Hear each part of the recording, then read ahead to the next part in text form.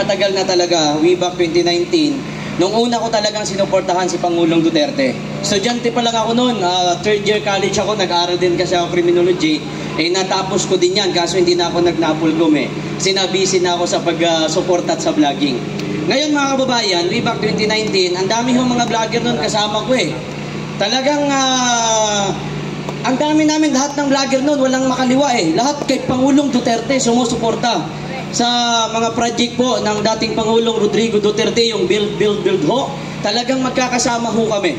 So nagulat ho ako ngayon dahil yung mga kasama kong vlogger parang mga hindi ko maintindihan dahil nandun na kay Bangag ngayon at diba?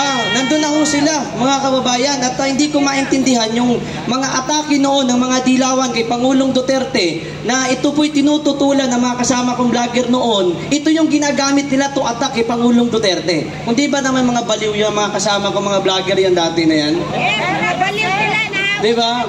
Ngayon mga kababayan, para po lubos po ninyong makilala po ang inyong tropang Bisaya. Alam niyo po, may lumapit din po kasi sa amin, hindi lamang sa akin hindi lamang po sa akin. Marami po kaming nilapitan at may nag-alok po talaga sa amin. 200,000 per month. Wow!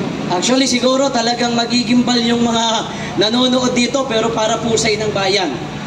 Inalok po kami, gaya po na, actually si Banat Bay, sinabi niya 500 dahil siyempre mas malakas yun. Kaya yung alok po sa akin that time, 200,000 per month.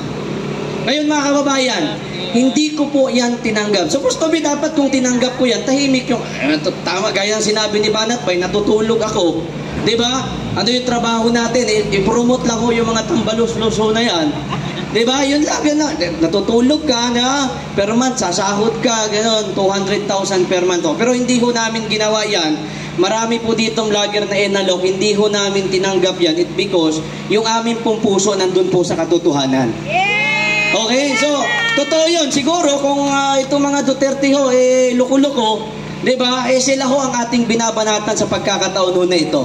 Ang mga Marcos binigyan po natin ng pagkakataon kasi nga po, nung ako po'y elementary, hanggang nag-high school ako, ang nababasa ko sa libro dahil kasi that time, elementary ako, wala pa social media, wala pa nga Nababasa ko sa libro na diktador, masama ho ang mga Marcos, yan yung nababasa ko that time nung ako po'y elementary.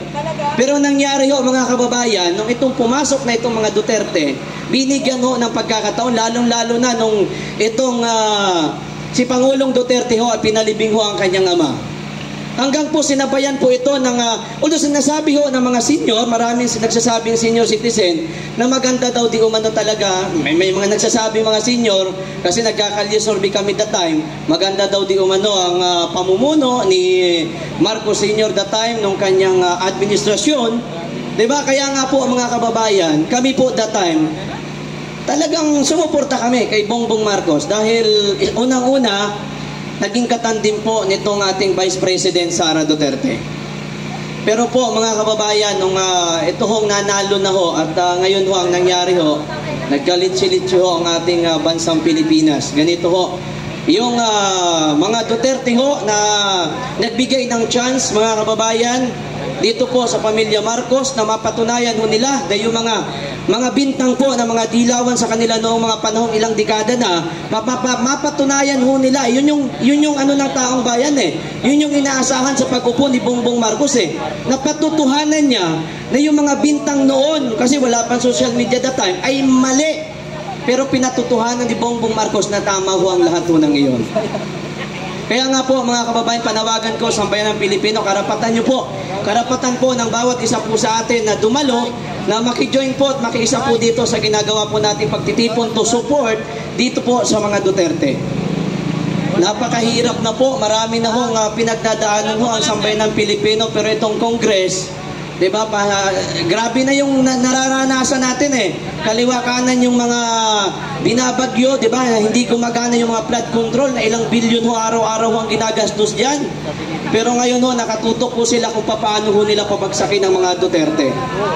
Ito ba yung mga kababayan, tayo ho lahat. Nung ako po'y nasa Davao, nung ako po'y ito para malaman yung lahat, kasi nung nagkaroon po sila ng ritong sa QOGC, nandun po ako. Alam mo, nagtanong ako sa pulis. Sabi ko, sir, tama ho pa ba yan na yung ginagawa ho niyo dito? Alam mo, sabi ng, kaya hindi ako galit talaga eh. May mga pulis ho, mga kababayan, sumusunod lamang ho sa utos talaga ng nakakataas. Alam niyo, bilang isang ordinaryong netizen, kasi nakikita ko maraming umiiyak that time doon sa KOGC. Hindi ako member niya ng KOGC eh. Pero sa akin po ay nasa katotohanan lamang. May ilang pulis ako doon na nilapitan nung nagpapahinga na ho sila. Sabi ko, sir, ano ba tong inyong ito ba ay naayon sa pinag-aralan ninyo? Ito ba ay naayon pa sa batas? Alam mo anong sagot ng isang pulis? Hindi lang isa.